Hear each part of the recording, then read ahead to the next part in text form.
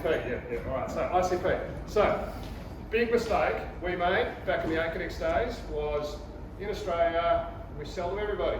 So we sell to contractors, we sell to developers, and then you get over to the US, and then maybe not as interested, you do things that you've done in your home market, and it just doesn't land, like it doesn't necessarily resonate. And I think it's one of the big lessons that you learn is markets are different, and just because you have product market fit in your home market, you're not necessarily going to have an international market. That might be because the competitive set's different. The tech stack that your customers are using is different. The whole set of reasons. In the US, actually, interestingly, in the Aconex world, it was because the contracts were a little bit different in the way that they were let. So this is a really nuanced point, and it only took us 6 years to work it out. We could slow the uptake, but in Australia, the contractor, the general contractor, takes more ownership of the design process, where they take less in the US, which means that in the US, there's things that they care much less about than they care about in Australia. And it's obvious in retrospect, but it's that as you go into a new market, thinking about how is your ICP going to be different, and how is your value prop going to be different. The other big thing that happens, of course, in the US is in Australia, you sell to everyone because you can't have to because it's not a big market. Whereas you get to the US and you go, oh, there's not only, in the Aconex world, there's not only general contractors, they not only specialise here, but there's actually general contractors who specialise, all they do is build stadiums. Like that's their thing, they build stadiums. Whereas the market is so big, companies get quite specific. So it means that you have to be really thoughtful about, okay, I can afford to tailor my value proposition to a niche in the US the way you couldn't in Australia. The way that played out in message media, in Australia, we kind of had a very broad kind of go-to-market. What we realised though, when we got to the US, and we were a small player in the US, we needed to find a very specific angle that we could go in. So we built most of our go-to-market around how we pitch our integration with Shopify or NetSuite.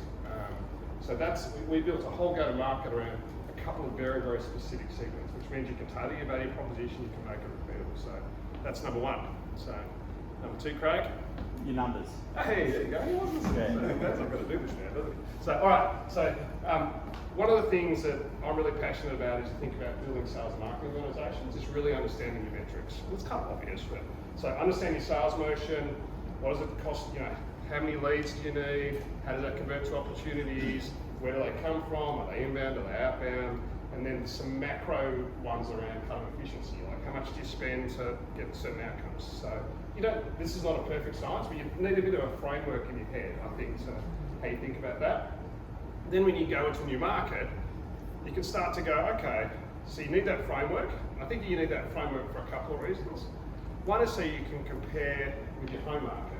And of course, when you go into the US or wherever you go, you don't expect the metrics to be the same. It's probably going to cost more in a new market. It's probably going to take longer. But you need a bit of a sense of where you're going. You can go, okay, well, in this market, so one of the things we did at Aconex is we used to track each market, I guess, from date of entry. So you can kind of go, okay, well, we know after X years this is where we should be, or this is the trajectory it's on. So that's really important. It also, I think, is really helpful as you diagnose what's going on. So you might be in a market where you go, okay, we're struggling, because life's sort of always like that, as we all know, struggling. Is it that we are not getting the demand flow coming through that we thought we were, so here's what normally happens. We're in a new market. Is it that we're not getting the demand coming through, which is there's a set of things you can do to that, or is it we've got demand, but we're not getting conversion? So kind of understanding and having a bit of a framework of how you compare two markets, not expecting them to be the same, but just having a bit of a mental model you can go, okay, where are they, why is it different, and is there anything we should be doing about that? So that's number two. Number three, feedback loops. This is something I think people kind of take for granted a little bit when they're in the home market. Like you're often selling into or operating in a market you just intuitively know. You often have come from that industry, you just know the market. So you know the players, you know the nuances, you naturally involve a lot of sales conversations, you're probably sitting with the sales team. It's just a set of stuff that's kind of happening. And particularly as you're growing, you're often iterating, how do I evolve my proposition? What do I need to build in a product? What segments are attractive, what are not? And I think that happens a little bit naturally in your home market. That's hard when you go overseas. It's really, really hard. And I think one of my strong recommendations is to be really thoughtful about and purposeful about how you do that. So is that, clearly you can travel, that's one way you can do it. There's lots of ways you can do it, but I think being really kind of purposeful about how you think about that. Is it getting out to customers? Is it, I'm going to spend 3 hours of my week listening to gong recordings of calls in another market? Whatever it is, how do you make sure your organisation gets feedback mechanisms?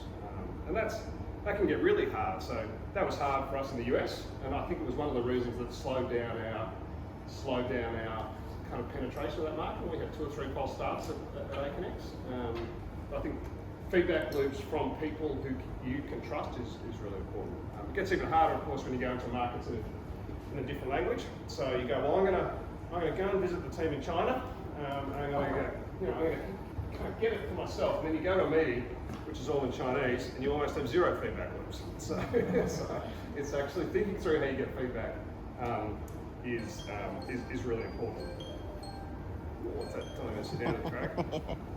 Take 2 more minutes. 2 minutes. Right. That's very kind of you. 4, what should I be doing personally? Well, 1, I think you've got to figure out how to get feedback. Like, I think your role as a leader in international expansion is a few things.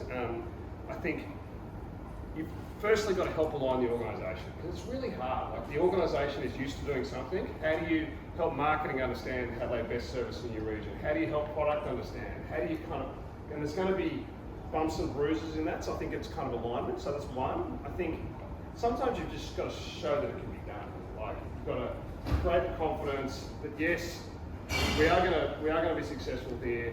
I know what it takes. I'm going to help make it happen. So I think that's number 2. And then number 3 is personally think through how you get feedback and how you get those loops. So for me, one of the things I used to do, I had a list of 30 people who I knew well enough that if I was in the car, which I tend to be, so I've got 4 kids, I'm often driving around picking up someone, I would just call someone. Go, hey Doug.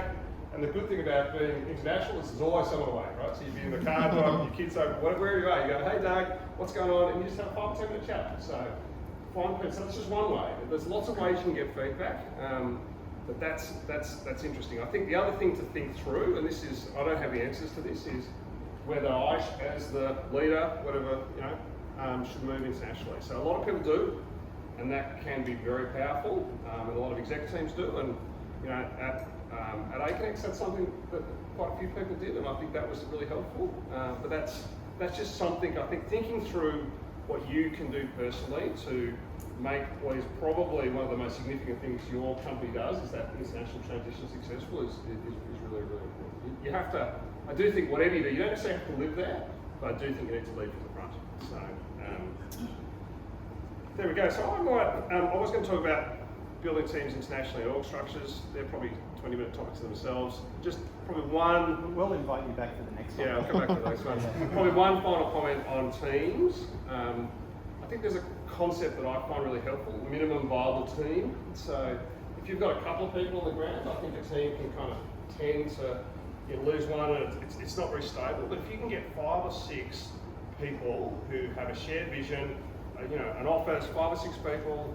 Couple of people in sales, couple of people in support, engineering, customer engineering, whatever it is, who have a shared mission for what they want to do in the market. I reckon that's the best model. So lots of discussion around how to build the org and how to hire successfully, but that's probably my one key bit of advice on building teams. Yeah, nice. Thank you very much. I think we will in a couple of months. Yeah, go on.